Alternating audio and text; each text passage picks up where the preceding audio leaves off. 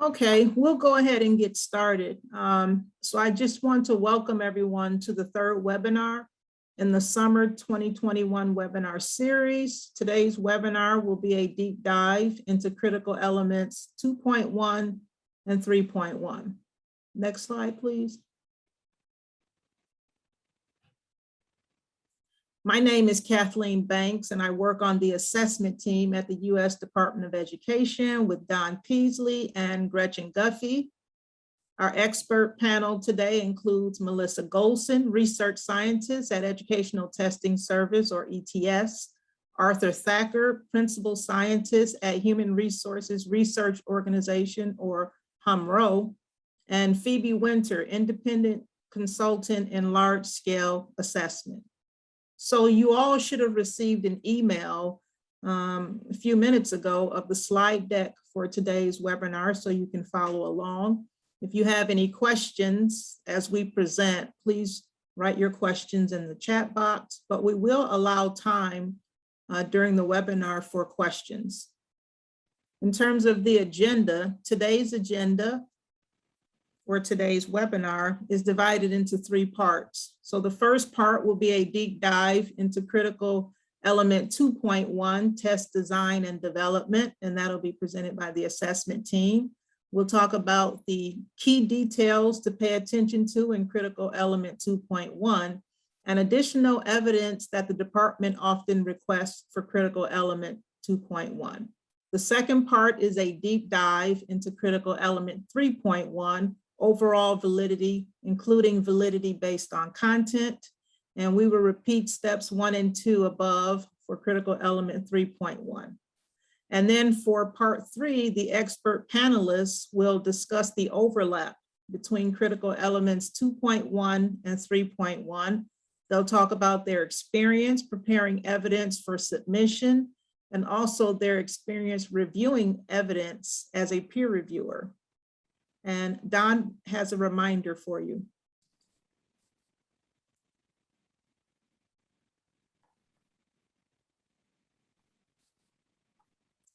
I am failing to be, oh, okay. I struggled with this last time. I'm still on my Zoom learning curve, I guess. So if you've attended our previous 2 webinars, I've given this disclaimer, but this time I think I just want to mention what we've tried to do in this series is analogous to taking the peer review guidance document, and between our peer experts who have helped us and ourselves, we've kind of put a highlighter through parts of that guide, and we're trying to share part of that highlighting with you in this webinar series. And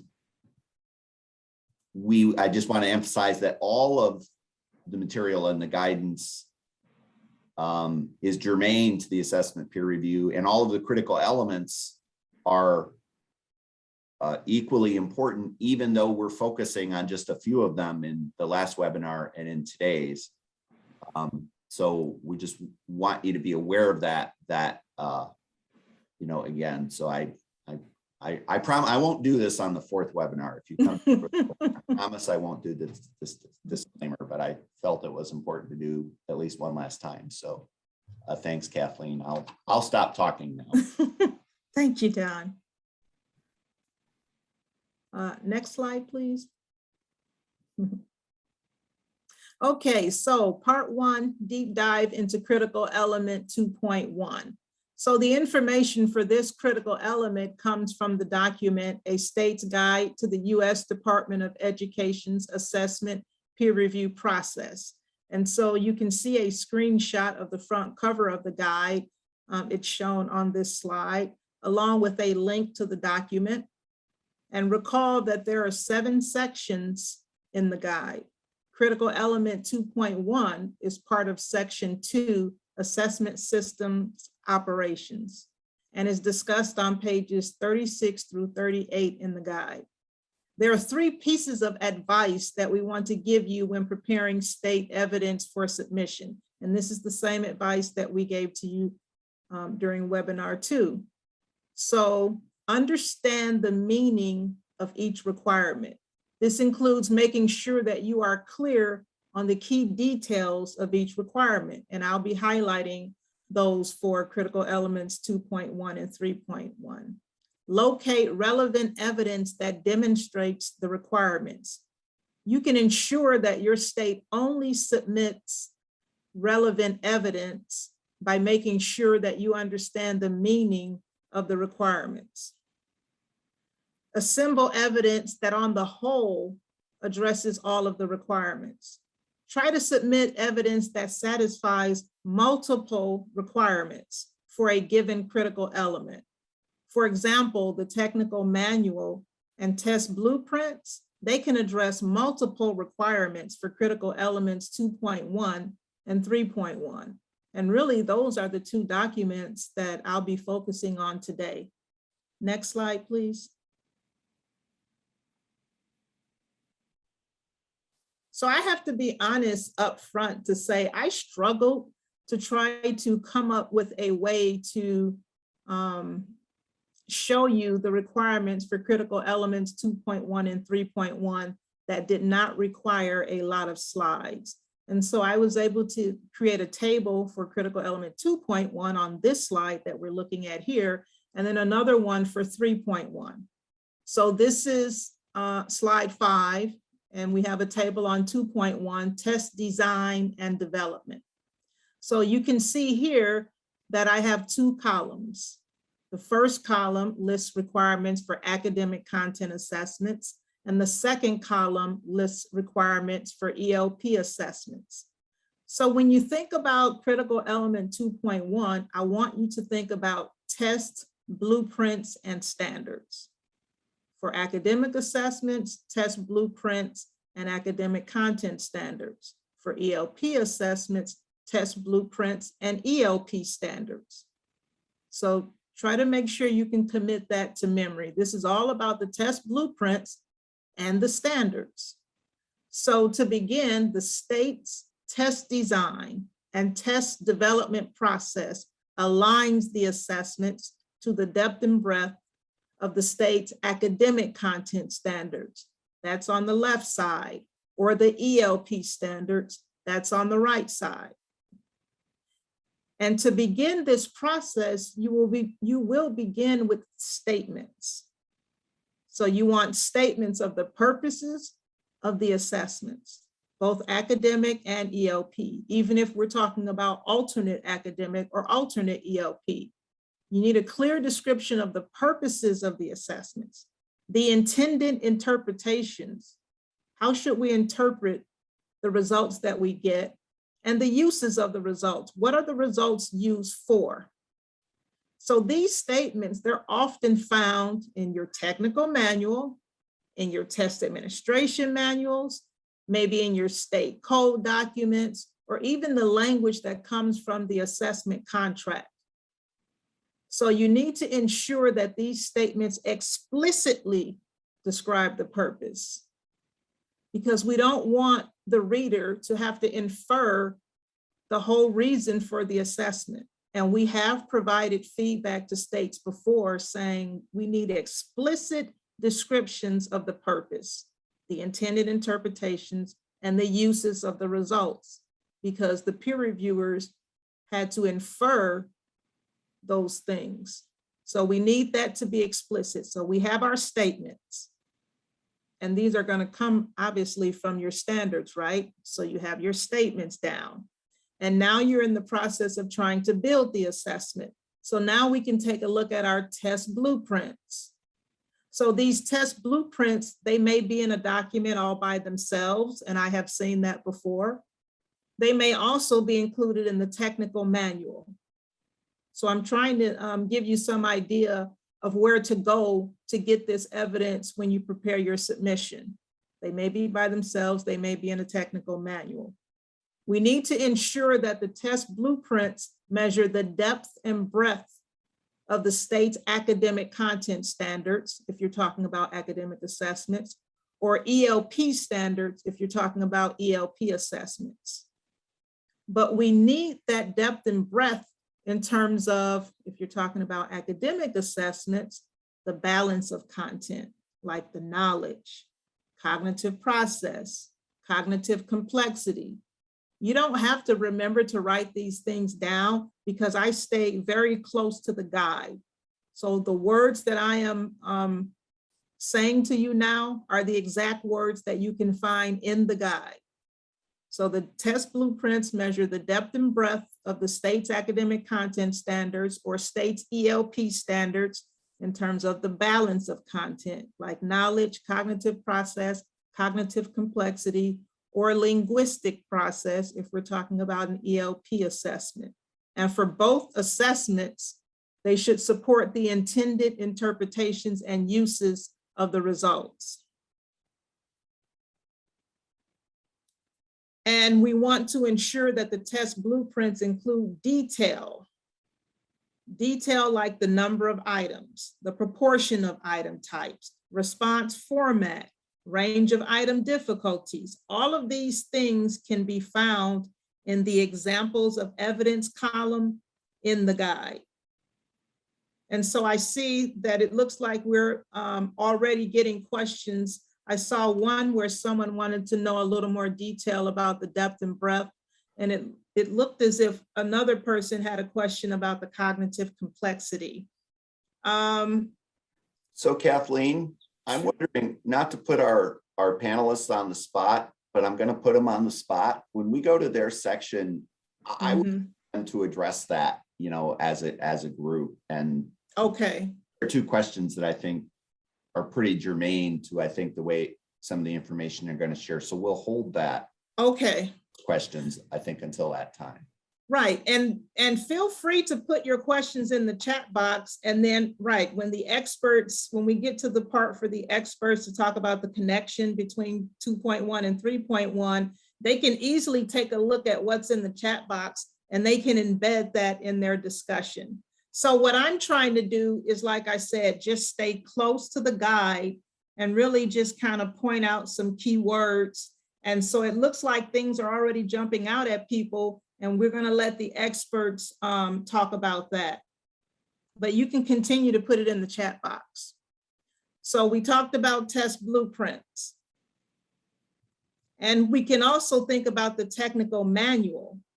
That technical manual may include processes for tailoring the assessment to the knowledge and skills in the academic content standards or in the ELP standards, including challenging content. So when you put together your test blueprint and things like that, we also need to have some understanding of how you tailored these assessments to the knowledge and skills in your standards or ELP standards, and how you addressed the idea of including challenging content like higher order thinking skills or something like that. So you can demonstrate challenging content on the test blueprint. You can do this right on the test blueprint by including things like extended response items, items that require students to explain their answers, items that require synthesizing, evaluating, analyzing information. Or if we're talking about ELP assessments, tasks on the ELP assessment that cover the range of complexity in the ELP standards. So you can address much of what we're talking about in 2.1 right there in the test blueprint. And we want you to remember to explain the process that you use to do these things. What process did you use or go through to include challenging content on the assessment? So try to be explicit as possible. Now, I know that a lot of states are using computer adaptive assessments. We need to make sure that you provide clear evidence that the item pool that you're using on these test forms, that they adequately reflect the state's test blueprint. Once again, 2.1 is all about that blueprint. It's all about those standards. If you have a computer adaptive test, we need to make sure that the item pool that you have is sufficient enough and it's capturing the depth and breadth of the standards. It's reflected in your test blueprint. And that means providing detail about that item pool, the depth and breadth of it, the process that you use for including challenging content, how many items are on it, And then the other idea is the item selection process in terms of how students begin the assessment, like the starting and the stopping rules, the routing rules. How do you route a student to the next item or the next level or the next stage in the assessment? That needs to be explained, because we want to make sure that the item selection process, it produces adequately precise estimates of student achievement so that we can classify students into the appropriate performance categories. And we need to make sure that there's reliability in the estimation of their achievement. It needs to be appropriate for all students, including ELs and students with disabilities. And the other thing with computer adaptive assessments, we want to ensure that any proficiency determinations that are made about the students, they need to be made with respect to the grade that the student is in, always reflective of the grade that the student is in. Now, we do have some states who are including sections on their assessment that involve a portfolio, and that's fine, but we have to make sure that the entire assessment is not made up of a portfolio. If you do have a portion of your assessment involve a portfolio, you have to describe the portfolio in terms of the purpose, the design of the portfolio or performance tasks, maybe some exemplars, artifacts, scoring rubrics. All of these things need to be communicated so that we can get a really clear picture about that assessment. And then at the bottom on this slide, I'm just making a note that even though I alternated between academic content assessment and ELP assessment, these things still relate to an alternate academic content assessment that's based on alternate academic content standards. So you notice there's an error in the first column. The second to the last word says achievement standards. That should actually be content standards. And then for ELP, you have the alternate ELP assessments being based on the alternate ELP standards. So test blueprints are the key.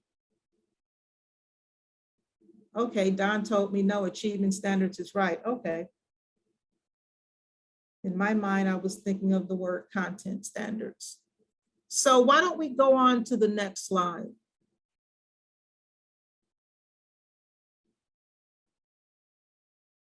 So what I'm showing you here is just some additional evidence that the department often requests for critical element 2.1. So in the first bullet, evidence of an explicit rather than implicit description of the purposes and interpretations of the uses of the assessment results. So I had this come up with a state that I had to write up an analysis for after that state underwent assessment peer review, because the peers had to infer the whole purpose of the assessment because it wasn't clearly spelled out. So we need this to be as clear as possible. The purpose, how are we supposed to interpret things? What are the results supposed to be used for? The second bullet, evidence that the assessment reflects the state's test blueprints by measuring the breadth and depth of the state's grade level academic content standards, balance of content, cognitive complexity, range of item difficulty. I know it looks like there's a lot of information here in the second bullet, but the language is coming straight from the guidance. And so in this case, these things were basically absent. They were absent. The capturing of the breadth and depth of the state standards, the balance of the content, any notion of cognitive complexity, information about the range of item difficulty levels, they just weren't captured. So that's what we were looking for with that one. In the last one, a plan and timeline to address the test blueprint alignment issues, aligning the test blueprint with the standards identified in the existing alignment study, particularly for math. So in this case, we're talking about an alignment study that actually took place, and the alignment study basically takes you all the way back to the test blueprint. So there were some issues in the alignment study that were found, and they were seen with how the test blueprint was developed. They weren't capturing enough things. And we need a plan and timeline that this will be addressed. So we see more I see more information being put in the chat. That's good. And we're gonna have the experts address those when we get to part 3. So can we move on to the next one? Remember, I'm kind of just going over some basic things to pay attention to in the guide. And then the experts will put all of this into a real life context, talking about their experience working at a state Department of Education and also serving as peer reviewers for us.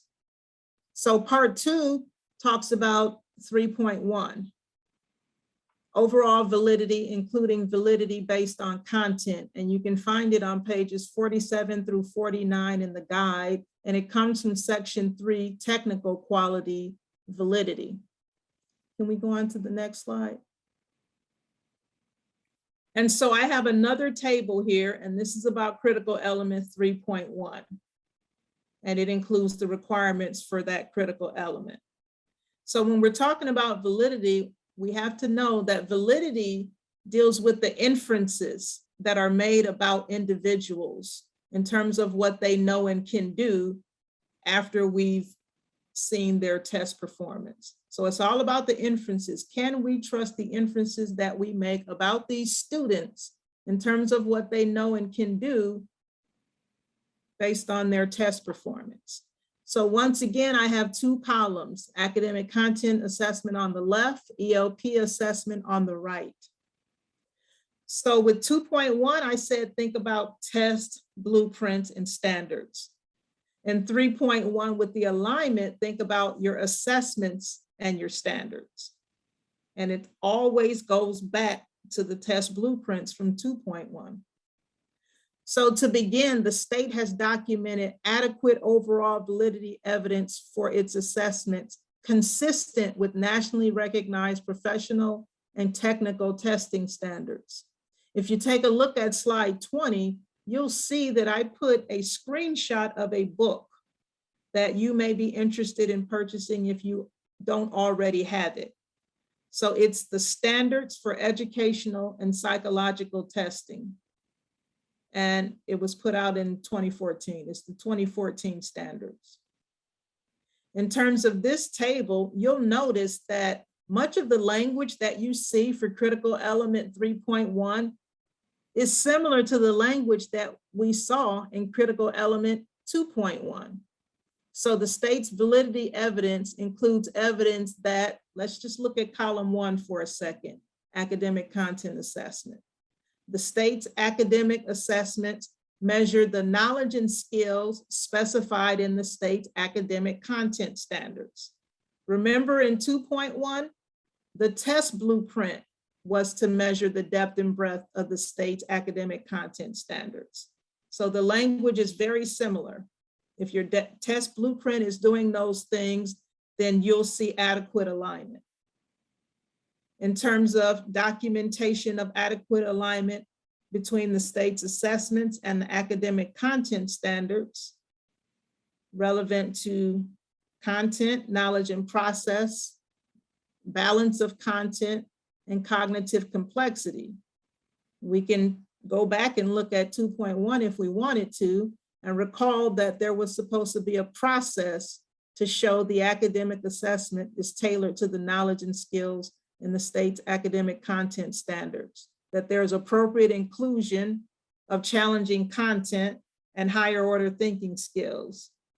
And I see a note from Arthur who says that there's a new edition of the testing standards. Okay, you can speak on that when we get to part 3. So there's something, but I don't think it's out yet. So there's something that they're currently working on in terms of new standards.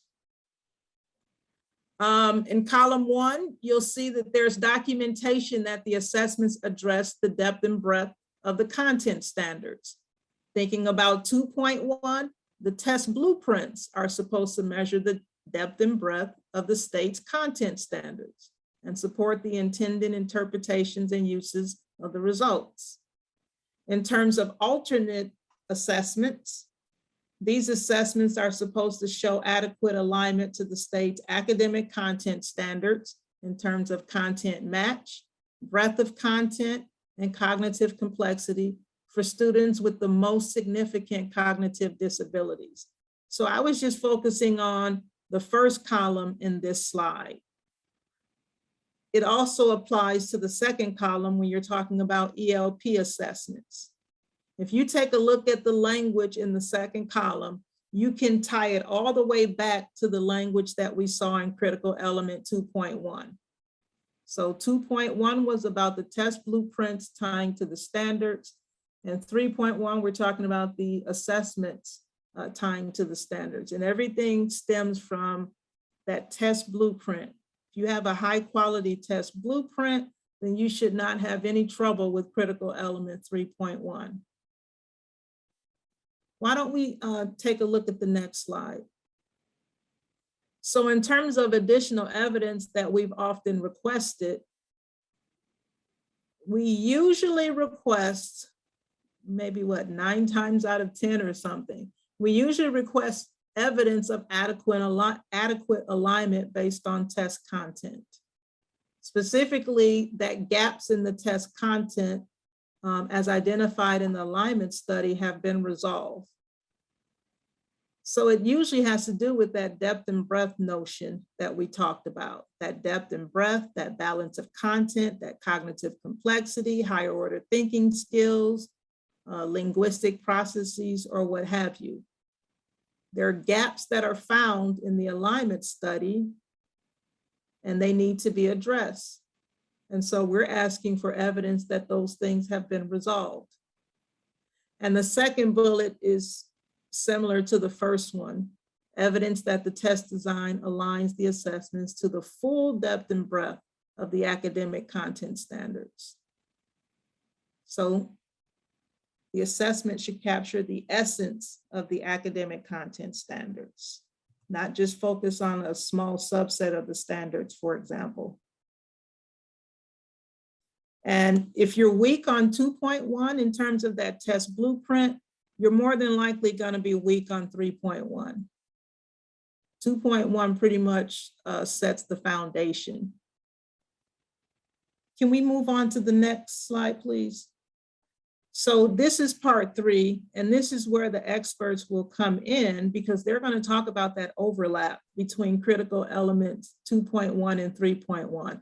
I pretty much talked about them separately, and I did try to point out some language that was similar between the two, but they'll really talk about their experience with that. Let me just show you one more slide before I turn it over to them. The next slide, please. So this slide here is basically covering the information that I just mentioned. And like I said before, I stayed really close to the guide, and it's the experts who will put this all into a more in-depth context than what I did. So you see statements of purposes, intended interpretations, uses of results, and that's critical element 2.1. We see test blueprints, 2.1. We see computer adaptive testing, talking about item pools and item selection procedures, that's 2.1. We see processes to ensure assessment. The assessment is tailored to the knowledge and skills. It has challenging content, requires complex demonstrations or applications of knowledge and skills, such as higher order thinking skills. That's what the HOTS is for. And then we have at the bottom, information related to 3.1. But at the top, you see 2 circles, state academic content standards and state academic content assessment. So this is just one illustration. We could produce another one for alternate academic assessments or general ELP assessments and alternate ELP assessments. So this is basically connecting 2.1 with 3.1. And I'm going to go ahead and turn it over to the experts to talk more about this connection. And I'm wondering if the panel can start, we so far have two questions. One is a two-part question that I'm wondering if you want to address it now or wait till you get into it. But the first question, Elizabeth is asking, can you please help clarify depth and breadth?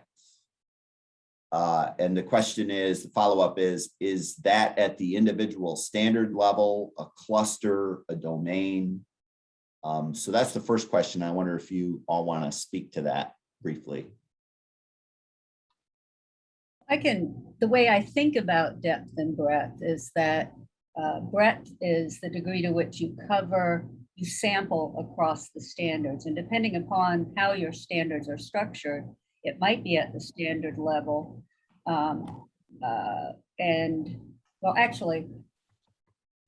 Typically breadth is at the standard level.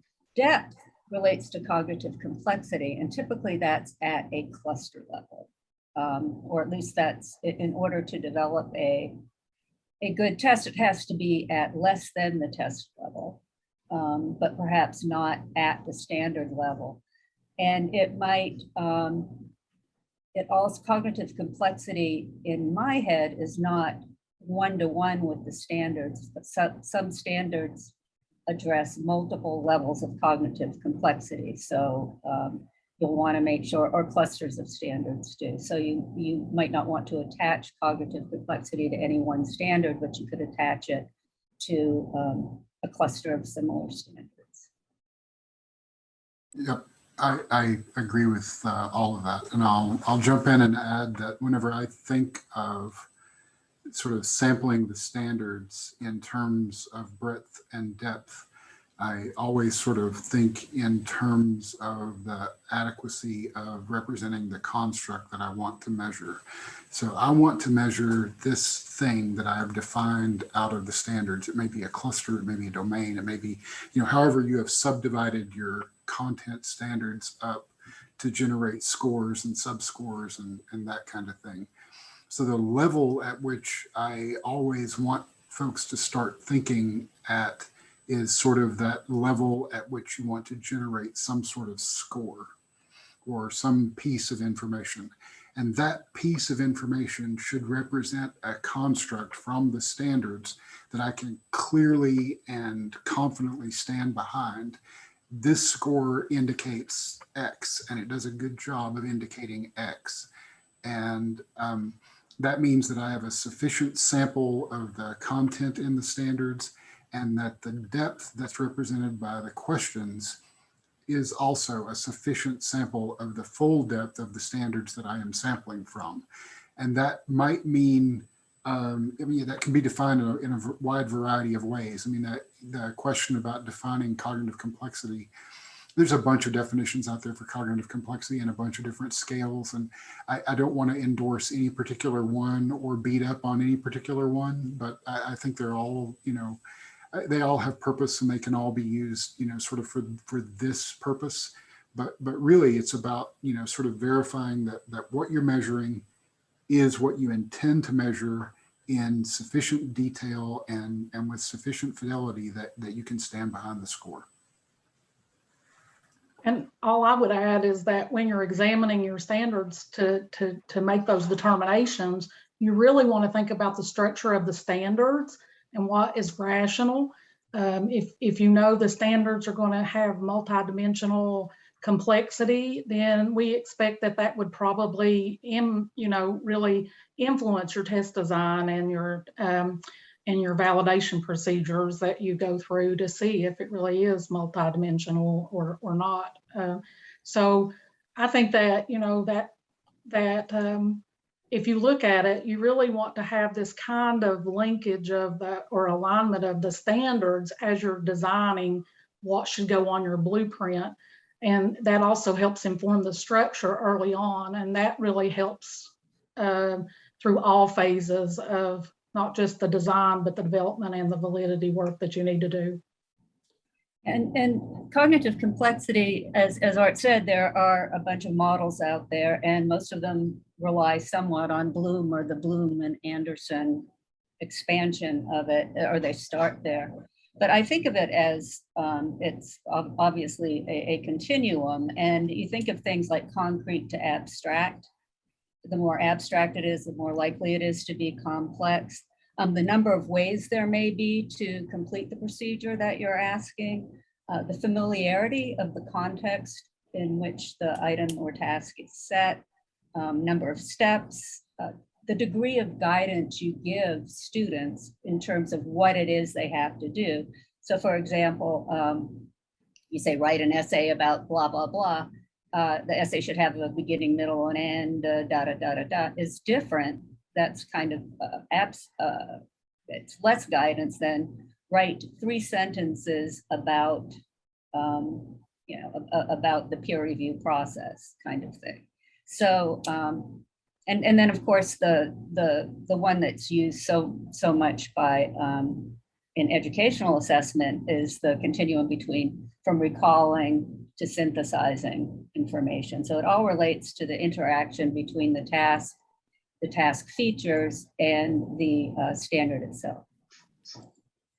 So I'm wondering, the follow-up question that Kara had about cognitive complexity was specific to the subject area of science and the next generation science standards. And she asked, can you share how cognitive complexity for each academic content standard is applied to science tests based on the NGSS? Each standard is complex because they're multidimensional. I think I heard you each speak to that in a way, but I wonder in the context of science, if maybe any of you want to add something, or if you're like me and you see NGSS, you want to run away, but. I'm happy to jump in, Don, and speak to it just briefly. I'm an old biology and chemistry teacher from long ago and far away, so the science standards are near and dear to my heart. And I tend to think of them as fairly, I tend to think of the NGSS as fairly complex as well. And like Don said, I don't think of them in terms of having a sort of a single complexity at the standard level. Most of those standards you could assess at multiple complexity levels. And I think it's sort of incumbent upon the state and maybe their contractor to kind of define the range at which you want to assess each of the NGSS standards and how you want to approach that. And however you define that, that should be the thing that drives your alignment study next. So if you say that, I want to, build a score out of, these, 10 elements of the NGSS standards, and I want to, look at that in terms of, this element I'm going to look at in terms of, complexity, X and Y, and this one, Y and Z, and so on. And then I want to sample from that. At the end, I want to see that my sampling of that does an adequate job of representing the content that I've selected, and that it does an adequate job of representing the various levels of complexity that are embedded within that. And if I can do that, then I can kind of stand behind that the score represents the thing that I want to measure. So that's how I would approach the NGSS standards. I think that approaches that try and put a cognitive complexity number on each element of the NGSS standards are likely to be fraught with peril. How's that? Yeah. And I'm not going to steal Melissa's thunder because I think she's going to speak to this a little later, but it's really all of it. It's about building a rationale. The sponsor of the test building a rationale for what it is they're purporting the test will mean. I mean, and I think I'm right in saying that. And there's various techniques to do that and draw that out. And I think that's what a lot of the peer reviewers are kind of asking to see, that they want to understand. And if they understand that rationale and it seems, and then there's evidence that supports it, I think things go, pretty smoothly in a peer review when that happens.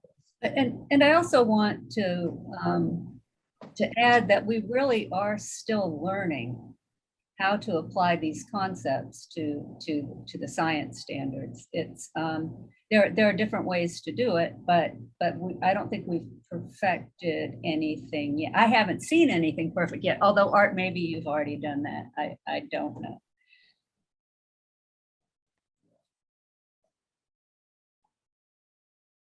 And I see in the text that Sarah has jumped in with a helpful analogy, and I'll just invite people to read that. I'm getting a chuckle of it. Knowing Sarah, as also a former science teacher, I'm liking it. So I think we'll, panel, are you ready to move to the next slide?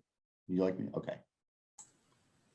Yeah, so I want to thank the U.S. Department of Ed for allowing us to have this deep dive into these critical elements, because when Art and Phoebe and I were preparing today, we really talked about the structure of the critical elements, and Dawn mentioned that there are 30 of them. And as a submitter back in the day, plus as a reviewer of peer review, I think that a lot of people, based on the evidence that I've seen in their peer review, they either have a solid understanding of how to give us a coherent story of their state assessment system and how these things go together, or they really try to gather evidence. It's what I call the kitchen sinking approach, where you throw all the evidence you can at the peer reviewers and hope that you get the box checked. And so that really is a flag to me as a peer reviewer. Like, I'm not looking for the numbers of evidence. I'm looking for the coherence of the evidence based on the argument that you made. And so 2.1 for me is so important when I look at the structure of your standards, and then I look at how you've designed your test and whether or not it's really been a thoughtful design. So today we're going to present on 2.1, the test design and development, and we're going to do a side-by-side of what that means in 3.1 and how we would look at that evidence. But I want to think about the foundational nature of the standards and the relationship between these critical elements. So can we go to the next slide, Dawn? So this is the critical elements turned upside down, so that the standards are the foundation then of the assessment, development, and design process. So you can't really jump to 2.1 and start designing a test without really reviewing the standards. And when I see evidence that that's been done, it's really clear, because the structure or the claims that are made don't line up to some of the test design purposes. They may be missing. And then if you look at 3.1, you can see 3.1 just grows right out of 2.1. So you're trying to provide that validity that your content standards and your assessment is aligned. And you cannot do that unless you've done a really good job on 2.1. I want to say that for most folks, they also don't identify early on. If they use this approach, they forget some other critical elements that might need to be included in the 2.1 chapter around the test design. Critical element 4.2, for example, under fairness and accessibility, says that you should be using and including the principles for universal design as you're designing the test. And so I would be looking in that technical manual for that as well. And so there needs to be some kind of documentation, not just a quote that you used universal design principles, but how you actually use those principles. And so that also could be folded in. And if you've done a good job in 2.1, then the evidence then can be referenced back to 2.1 and be useful. So I just wanted to present this as an idea that you're trying to tell a coherent story from the standards all the way through the test design and all the development that you're doing as you move forward all the way through reporting. And so you're able to look at, an aligned system that's coherent. It's really, really clear if there's no matchup between those and you've just gone here and there to select that evidence that the story is not going to be coherent. It makes peer review difficult, and we spend lots of hours trying to help you find evidence of things we've read. So we don't just go in there like looking at what didn't the state do. We really try to dig deep and try to give good feedback so that if there is a problem that you do know how to address that. Next slide.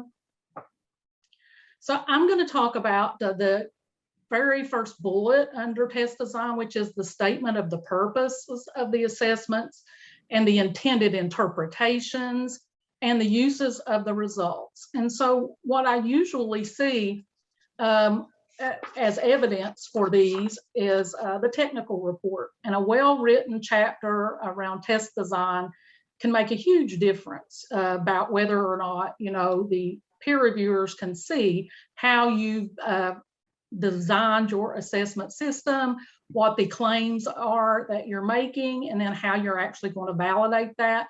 And then we even look all the way down to the use of the results. And sometimes you can see evidence of that. So I just wanted to point out that in 3.1, that evidence of the alignment adds to just documenting the degree to which that purpose statement is met in that 2.1. And then when you look at, there are also other critical elements that contribute to whether or not the purpose statement is actually met as you go through validating your work. The other thing that I want to talk about is that what I've seen as a peer reviewer, and when Phoebe and I were talking, purpose statements are often very vague, and they're so vague that you can't reasonably guide development of an assessment. So that leads folks that are doing alignment studies some real hard choices here if those things are not really clear. So one of the pieces of evidence that you might want to think about is clearly making sure that each intended interpretation and use is clearly articulated, particularly around the assessment you're designing. The purposes and the uses vary so much between an ELP assessment and a content assessment, and how you're going to actually use those results. I'm also looking for other evidence, not just that you've given us a technical report. Let's say you have the technical report and it's fabulous. We're also looking for how you have other official documents that state your assessment purpose, and those official communications to different stakeholders like parents and district leaders. And so we're looking to see, does everybody really understand? How are you communicating the test purpose and the use of this assessment? When this is done really well, we see lots of really good evidence, and they'll give us evidence of pieces of communications and those kinds of things that support the test purpose and how those results are supposed to be used. I also want to talk about another way that I've seen some submissions really knock it out of the park. And so one way to articulate the purpose and the intended outcomes is through the development of a theory of action. A theory of action begins with that purpose statement and can greatly assist you in connecting the purpose of the assessment to the validity evidence and identify these components. And it usually includes a logic model. And when peer reviewers have that, they get a visual image of what your system, what you're trying to do, how you're trying to do it, and how you're going to marry your intended purposes and the uses. And so it's a great illustration of that. That's also good for stakeholder purposes, because stakeholders can use different kinds of detailed theories of action that just show them a clear path of how these assessment results really impact students within your state systems. So, and lastly, the thing that I want to say when I'm looking at your critical element 2 is I'm thinking about your principled assessment design approach. And many times I see in that chapter, it will say that you've used a principled assessment design approach or method. For example, evidence-centered design. And so that will greatly inform your test development processes. However, then the peer reviewer will actually be looking for, did you use that principled approach for your test design and how you're creating your models and your tasks and your items for development? And so I just wanted to say that this process in 3.1 of validating the evidence is really the evidence that you're giving the system so that we know whether or not you have achieved your intended purposes and whether or not you need more work to do. Because, you know, people in the validity world know we're always needing more validity, right? You never get done with that. So whether you're doing empirical or argumentative, you need to really make sure that that test design is similar to the test development, and that you don't just go out there on your own and try to. We know what evidence-centered design looks like, so we know the procedures. So it's pretty important for you to follow up with whatever you say you're going to do. Then we look for the evidence that you've actually done that. And so that's true about 2.1 and then 3.1. So if you've done a really good job on this setting up of the design and the development of the blueprint, really can knock it out of the park as far as there's a lot of confirmation you can do before your vendor or your contractor does the actual alignment study. And so really, sometimes the alignment study shouldn't be such a surprising result for improvements that need to be made to your test blueprints and the need for more items. And so now I'm going to turn it over to my colleague. And I think I'm supposed to go next, and I'll be very brief here. I couldn't agree more with what Melissa said. And as a peer reviewer, there's nothing more challenging than a really vague purpose statement to sort of make sense of everything that comes next. The only other thing that I would say about purpose statements in and of themselves is that in addition to vague, they can often be so comprehensive that no single test could do all the things that the state sets up their tests to do.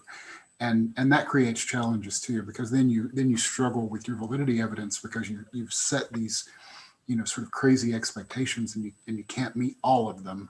So you wind up, you know, sort of supporting the ones that you can, and then the peer reviewers ping you for everything that you didn't support.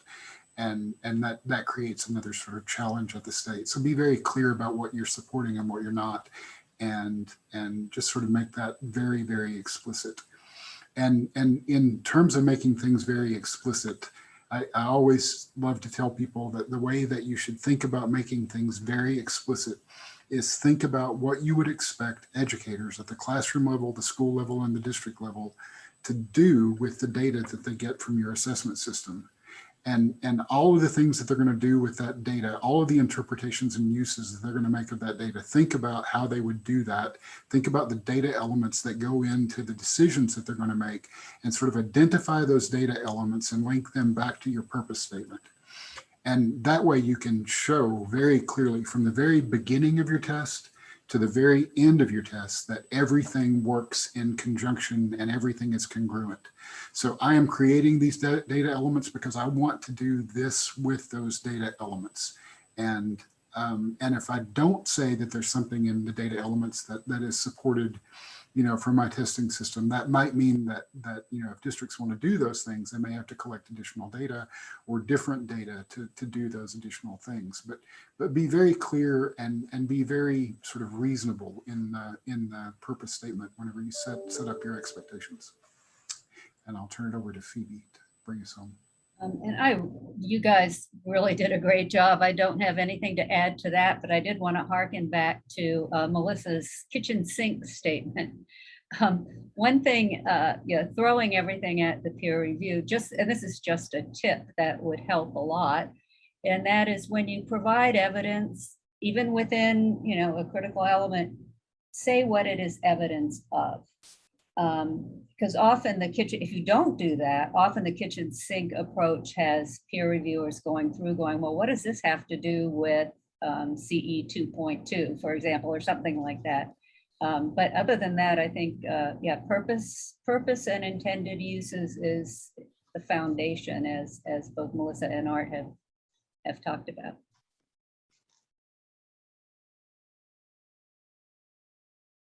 I guess I turn it back to Art. All right, and so I'm going to talk a little bit about test design and specifically about test blueprints. Test blueprints are near and dear to my heart because they're sort of the way that we interpret the standards to build assessments. And that's sort of where I live in my job. And, and so, blueprints are, sort of really key for every state assessment program. And they are also a common weakness whenever we do peer review, whenever we look at the blueprints, because they can be really, really sparse. And there are a bunch of reasons why they might be really sparse, and we'll get into some of that as we talk this through. But your blueprint should really account for a complete description of what you expect each testing event to yield for each kiddo. So often we'll see test blueprints that only include the number of items or the number of points that are related to each subscore that the test is going to produce, and then a total number of items or something like that.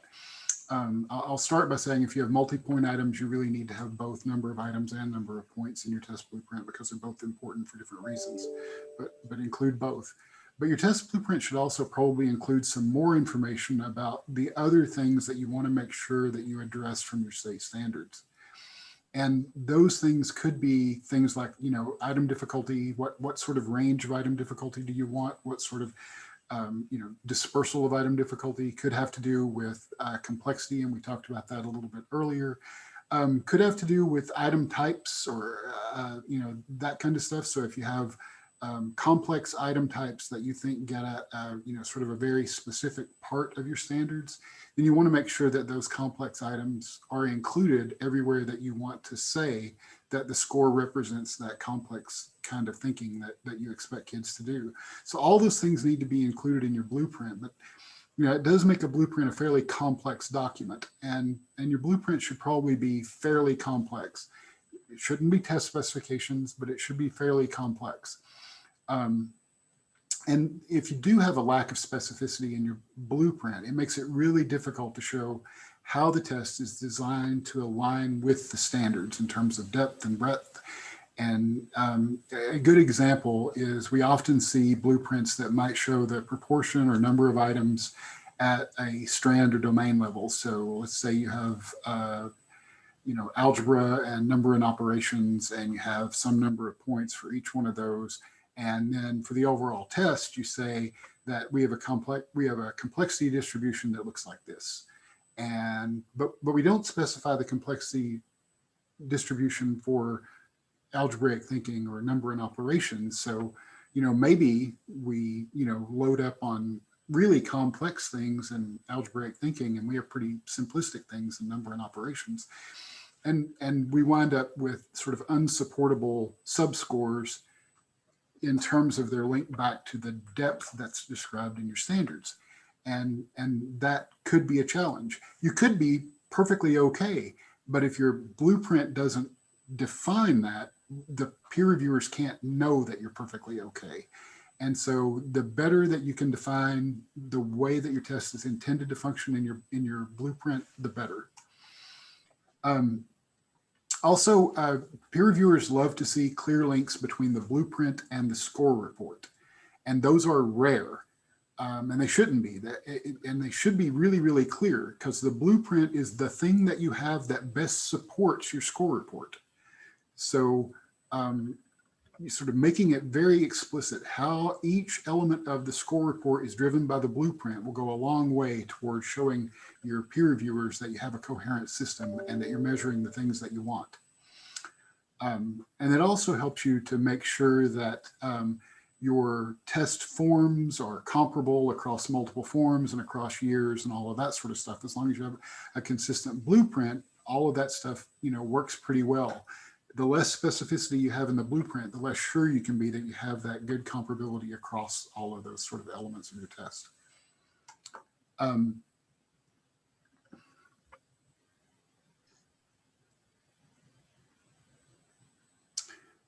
We also pretty rarely see sufficient information about how the blueprint aligns to the standards. So the state will produce they have a standards document, and the standards document's pretty comprehensive. And then the blueprint is sort of a simplification of that standards document that defines the way that you build your assessments. But the link between the standards document and the blueprint, sort of how you got from this to this, how this sample is sufficient to represent this bigger document over here, is often either omitted, or it's vague, or it's not described very well. And the better you can describe that, the more clear it becomes that you really are sort of addressing the depth and breadth of your standards. And all of that sort of, you know, I keep saying everything comes back to blueprint, and everything really does come back to blueprint. Your blueprint is you know, sort of, it defines how you take the very starting point, your standards, and convert them to a test. And it should also define how your very ending point, your score reports, make sense given those standards. And ideally, if you have all of that built so that you can see that from one step to the next, your peer reviewers will be very happy, and you'll do very well. And I'll stop there and turn it over. I don't remember who's supposed to speak next. I think Melissa speaks next. So all I wanted to add, Art, is like keeping that structure in that blueprint and those claims that you've made. When I get to see your reports, I shouldn't see different ways of reflecting the scores that students received. And I have seen that in peer review. So I really think it's really important that in the blueprints, the structure is really detailed to support the development of a really sound assessment in terms of the number of items, the item types that you're using. Do they make sense for what it is you're trying to measure? The proportion of item types, the response formats, and how they meet the needs of learners, the range of item difficulties, and then the types of scoring procedures that you might use to generate the reports. And the other thing that I wanted to talk about, and I know that was a lot to say, but all of that really is important. And in blueprints where I've seen a really strong blueprint, I've seen evidence of all of those things, including sometimes even whether or not the blueprint not only has been aligned to the standards, but also they point out where they might have had a rationale about which standards are in the blueprint explicitly and which standards have not been made part of the blueprint, and a rationale for that.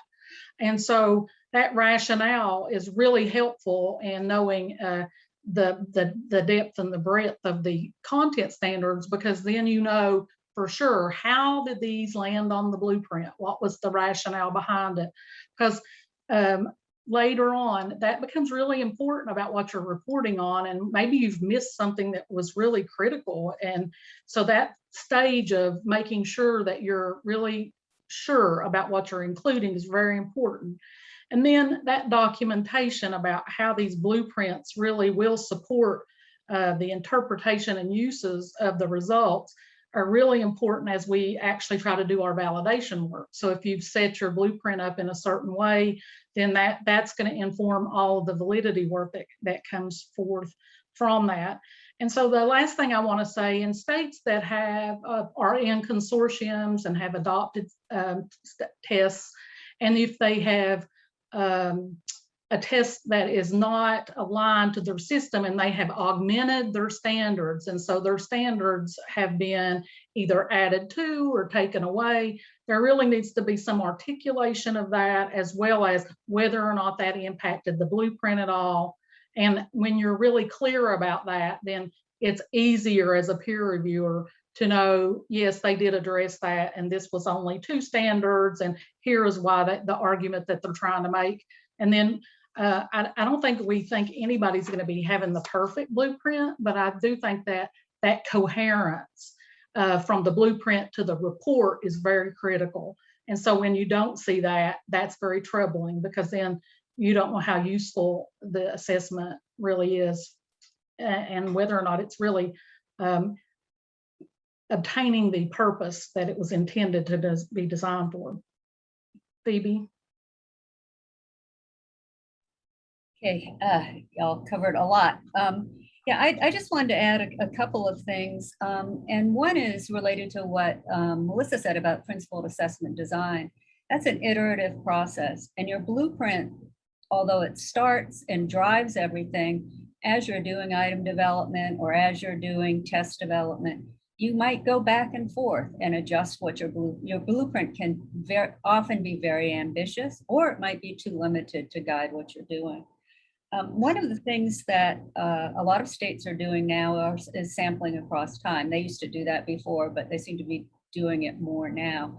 And if you are sampling different standards across time, you need to explicitly state what that plan is, how it works, and how the score is going to be interpreted based on that sampling.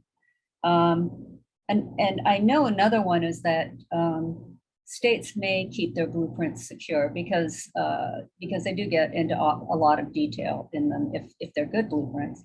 And if they do that, to remember that the peer reviewers have to honor that test security. They're not going to go out and spread your blueprint anywhere. I know that's been a problem.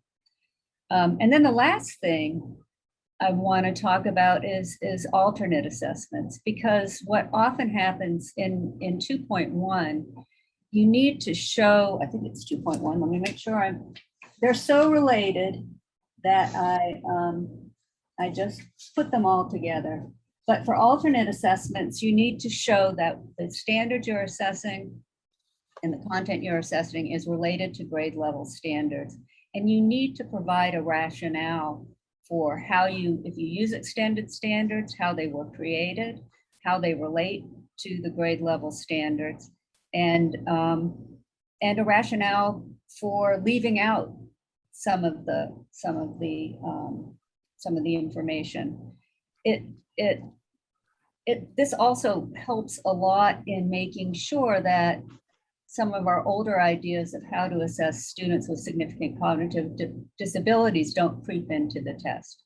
So it helps test developers and also item writers steer away from some functional content or content that isn't in the grade level standards at all. So that's about all I wanted to add. Oh, and then I'm on next. So next slide. Oh, and did you guys want to add anything else before we go on to the next? I want to very quickly add that one of the things that I left out was that when we say link to your score reports, that sort of by definition also links to your performance level descriptors or achievement level descriptors. And I didn't say that explicitly earlier, but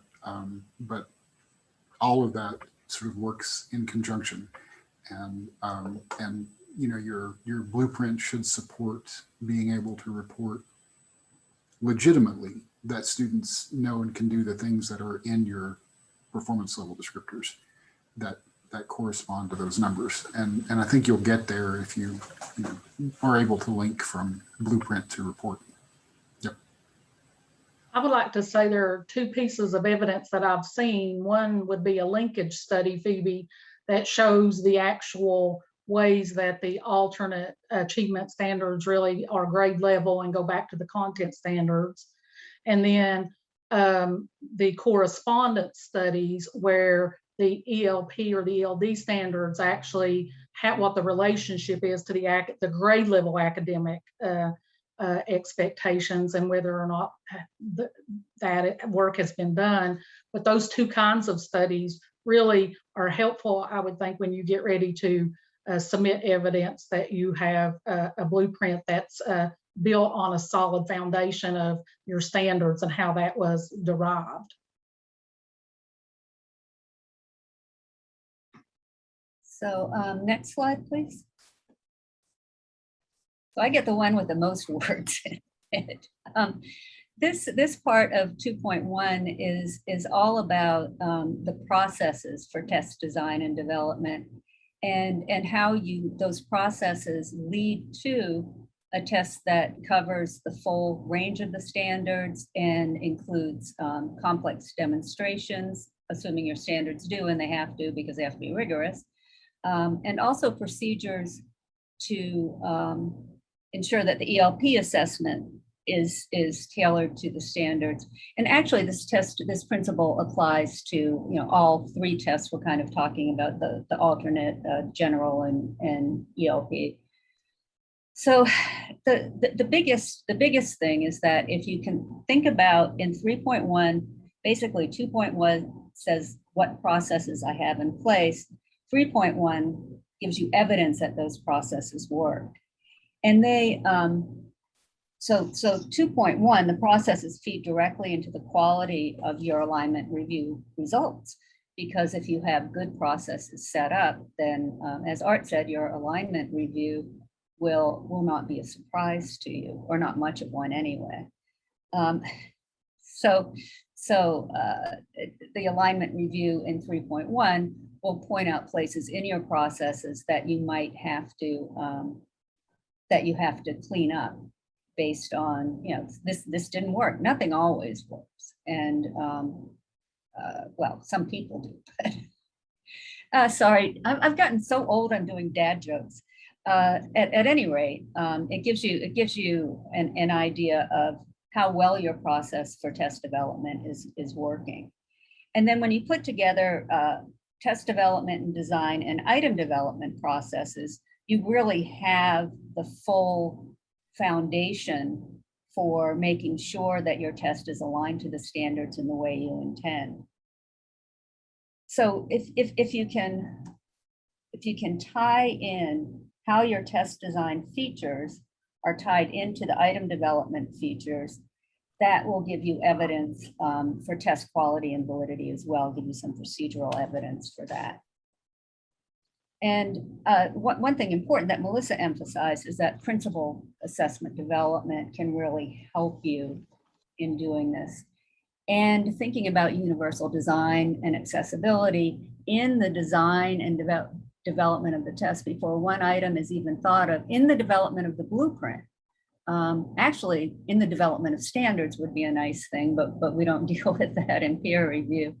That can really set another time. I say foundation a lot, but that's what it is, the foundation for going forward and for a good test.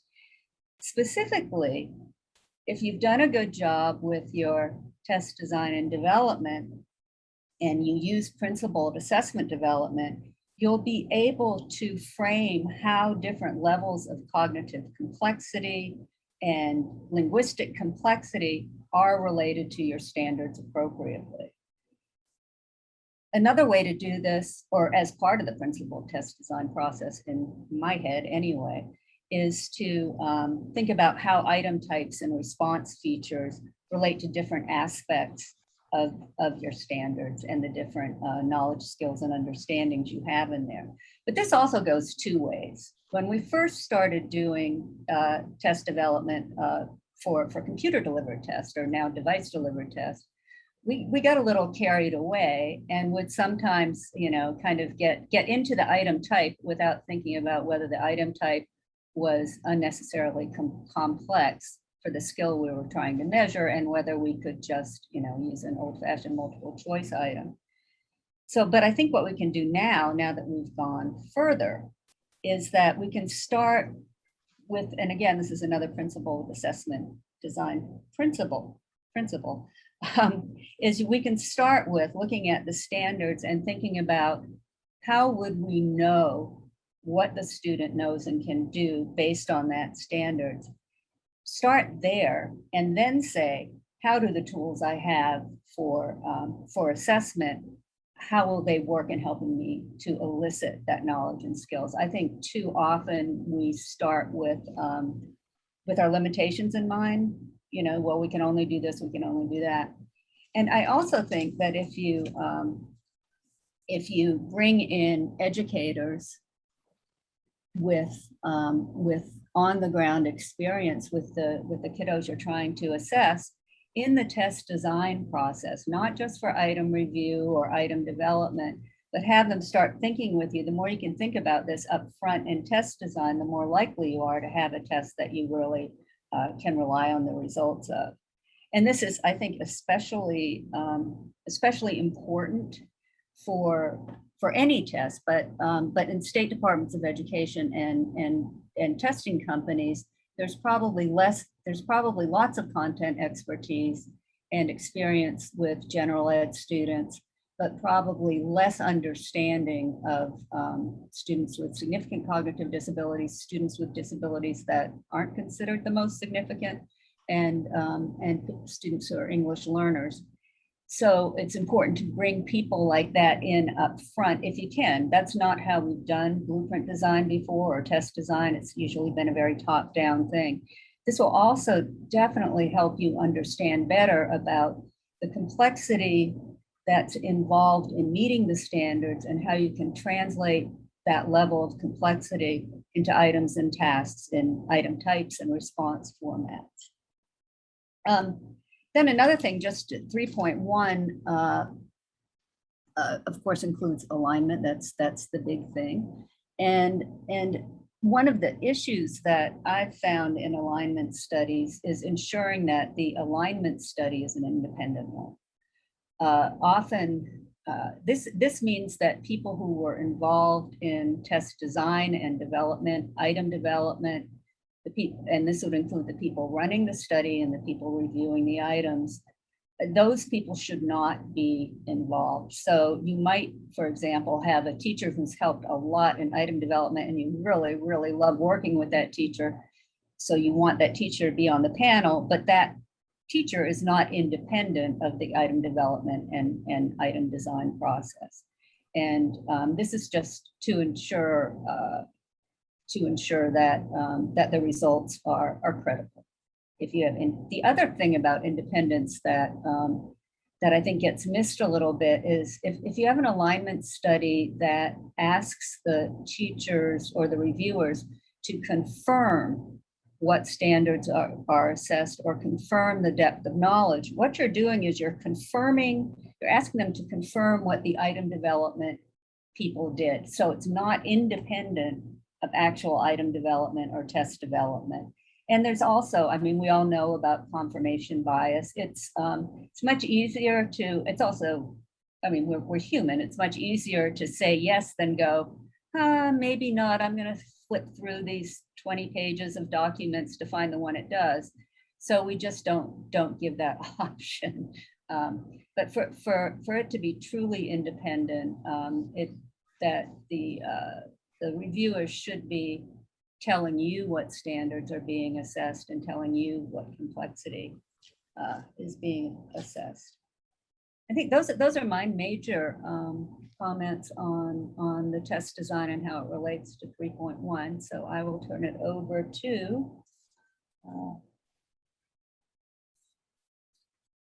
we were very organized, it's just having it right in front of us. Turn it over to Melissa to add to this. So the only thing that I was going to add here is that because you've included challenging content and there needs to be some requirement of these complex demonstrations, all the items don't have to do that, right? And so I think that sometimes people get hung up on really looking at this critical element and they're like, we really have to include items that are really high. And then so what happens is then a lot of learners that maybe need are not there yet on that skill level, and it doesn't align back to the standard either. So, you know, you don't have to make it more rigorous than the standard is actually calling it out. You have to think about the cognitive processing that has to go on.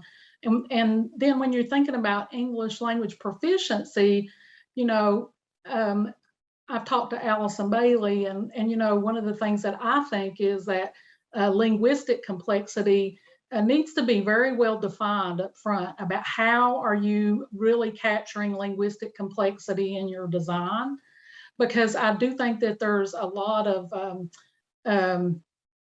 differences of opinion about what that includes or excludes. And I think it's really important for your alignment study that that's very explicitly stated. I would even say that, you know, that really needs to be clear and part of your test design. And if you want to filter that into your blueprint or in your metadata, I do think that would be helpful for alignment study purposes. And that's really all I wanted to say about that.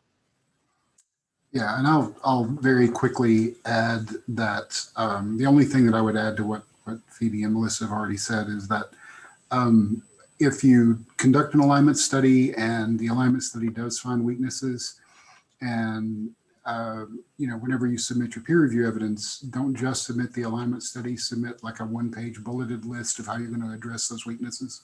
So if you're going to do it through item development, we can do it through item development, through our normal development process. It'll take us 2 years to get this completed, and yada yada yada. If you have more complicated things you got to deal with, so you got to adjust the blueprint, or you got to adjust test length or something like that, then describe how you're going to do that, and how long it's going to take,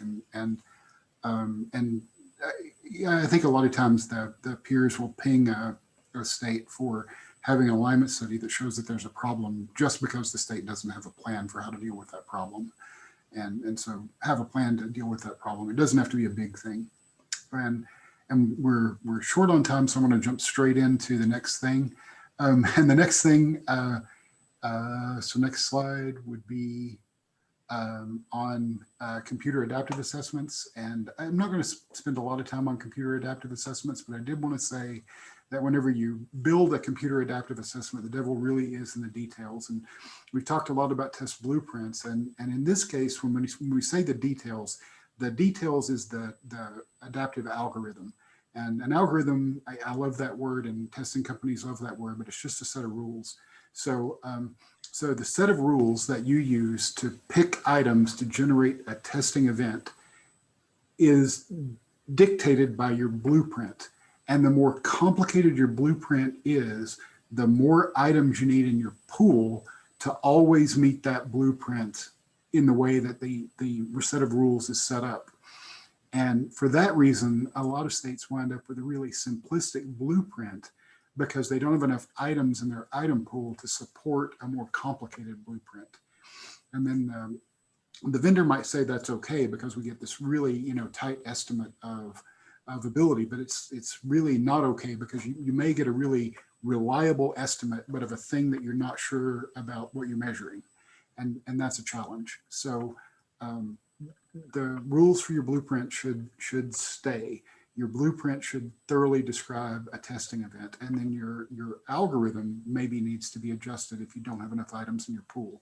And there are some ways that states have gotten around not having enough items in their pool to support a complicated algorithm. Some use stage adaptive tests or screeners, and those kinds of things can reduce the number of items that you need in your pool, and you just have to describe how you're doing that. When you do have an algorithm or a CAT involved, make sure you include your testing vendor may not let you include the actual algorithm, but include sort of a written out, description of the rules that feed into that mathematical construct. And you should know those because you have a blueprint, right? So, and then describe the stopping rules, minimum reliability estimates, all of those kinds of things, just to make sure that it works as intended. And also describe sort of the item pool maintenance. We tend to talk a lot about maintenance of items and item quality assurance and those kinds of things when we have a static test, but all of that sort of gets swept under the rug whenever we have an adaptive test. So that stuff still can't be swept under the rug. Make sure it's included. Include your processes for item refreshing, for monitoring for drift, all of that kind of stuff. And you don't have to include giant data tables with everything in it, but include sort of the number or percentage of items that are re-estimated or replaced after each cycle, and those kinds of things is probably sufficient, but you do have to have those things. And then when you do alignment studies, and this is probably the most important thing that I'll say, is that your alignment study has to reference testing events, not item pools. Testing events, not item pools. And you should have a rationale for which testing events that are reflected in your alignment study. And often we want to have alignment studies reflect a range of ability estimates. So some, a sample test in the lower range, in the middle range, and then the upper range, something like that. But yeah, you can't do your alignment study on your item pool because it doesn't reflect anybody's score, and it is a misaligned alignment study if you do that. And I'll stop there and let my colleagues join in. I don't think I have anything to add at all, Art. That was nice, concise and broad. I think so too. I just wanted to say for alternate assessment, if you're using stage procedures of routing are really important to be explicit in that so that we know how you're routing the students and making sure that everybody's getting the same blueprint and the coverage that they are expected to get. Right. And stage adaptive is really important for students with disabilities because, or adaptive tests can be really important because you can get a good estimate with fewer items. And that's often a big deal for students with disabilities, is sitting through a very lengthy test. So, and I think we are just about out of time. I haven't seen any more questions show up, but